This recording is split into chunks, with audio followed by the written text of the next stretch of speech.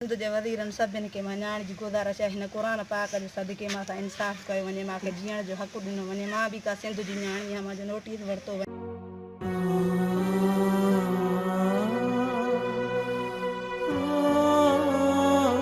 ही आहे घोटकी जे इलाइक़े कादरपुर जे ॻोठ जानण वासो जी रहवासिन फहमीदा वासो, जेका पंहिंजी इज़त बचाइण ख़ातिर मुसलसल सिरापा एहतजाज आहे। संदसि ॾोह इहो आहे त हू ॻोठ जे बासर खे पसंदि अची वई आहे।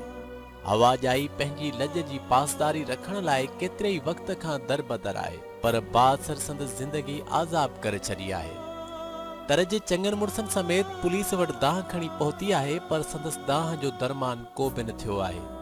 पाक किताब हथनि में खणी लॼ जो तहफ़ुज़ घुरे थी, पर ईअं थो भासजे ॼण सभिनी इंसाफ़ जा ताक वराए छॾिया आहिनि। सिंध जे वज़ीरनि सभिनि खे मां न्याण जी गुज़ारिश आहे हिन क़ुर पाक जे सदके मां सां इंसाफ़ कयो वञे, मूंखे जीअण जो हक़ ॾिनो वञे। मां बि का सिंध जी न्याणी आहियां, मुंहिंजो नोटिस वरितो वञे। 6 साल मां राय ख़ुशी सां पंहिंजे अबे मुंहिंजे सभिनी मुंहिंजो हक़ निकाह करायो आहे। धमकियूं ॾिए थो, मां तोखे मारींदुमि, तुंहिंजे मुड़ुस खे मारींदुमि, तुंहिंजे सौटनि खे मारींदुमि। हिन क़ुर पाक जे सदके मां सां इंसाफ़ कयो वञे। 50 साल जी उमिरि सां 20 सालनि जी छोकिरी छो शादी करे आहे, छो उनजो हक़ आहे?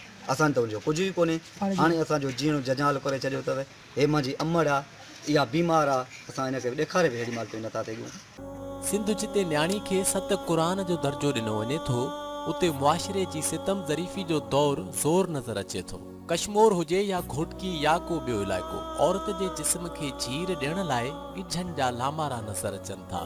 इहो ई सबबु आहे त अंधे ॿोड़े गूंगे बणिजी वियल समाज में फहमीदा जो एहतजाज इंसानियत जे मौत जो पैगाम आहे। SP घोटकी खे घुर्जे त फौरी तौर ते फहमीदा जी लॼ जी पासदारी कंदे बासर खे काबू में आणे इहो अहसास ॾियारे त हू चादर चौदीवारी जा हक़ीक़ी रखवाला आहिनि।